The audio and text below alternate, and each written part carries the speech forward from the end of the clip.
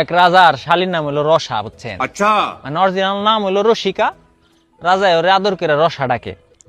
এখন রাজায় ধুমধাম করে শালিরে বিয়া দিছে। বিয়া টিয়া দেওয়ার পরে কদিন পরে এই শালির জামাই মনে করেন বিদেশে গেছে গা। বলেন কি?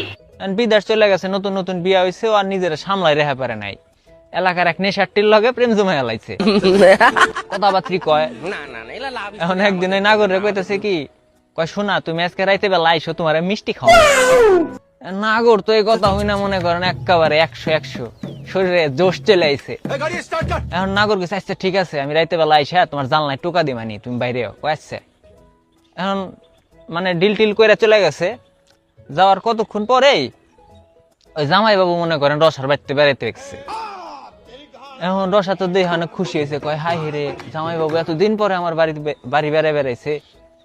এখন ওনারে বসায় টসায় মনে করেন রাই হ্যাঁ ভালো মন্দ খানা দানা পাকায়া পুকায়া খাওয়াইছে। अच्छा এখন খাওয়াইটা বিকাল টিকাল হয়ে গেছে সন্ধ্যার দিকে। এখন রসা কয় জামাই বাবু বাড়ি যাবেন না? জামাই বাবু কয় না রে, আমি তো আজকে তো বাড়ি থাহুম। যখনই কইছে থাহুম তখনই তো মনে করেন রসার মাথায় আকাশ ভেঙ্গা পড়ছে, কয় হাই রে কি কয়। এখন মানে রসা এলো, রসার শাশুড়ি দুইজন হলো বাড়িতে থাকে, দুইটাই রুম, দুইজন দুই রুমে থাকে। এখন রসা তো বিপদে পড়ে গেছে, কয় কি করি। এখন জামাই বাবুরে কইতেছে, কয় জামাই বাবু আপনি যে আমার শাশুড়ির কাছে সনগা, আমি ওই রুমে থাইগে।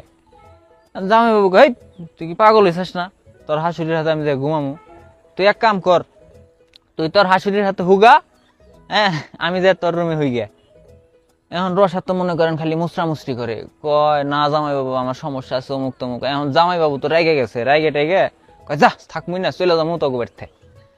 এখন রসা যাই হোক লাস্ট পর্যায়ে দেখছে যে আর কোনো ওয়ে নাই, পরে রাজি হয়ে গেছে, কয় আচ্ছা ঠিক আছে আপনি আমার রুমে যে হন গা। জামাই বাবু যে হইছে হুয়া টুয়ার পরে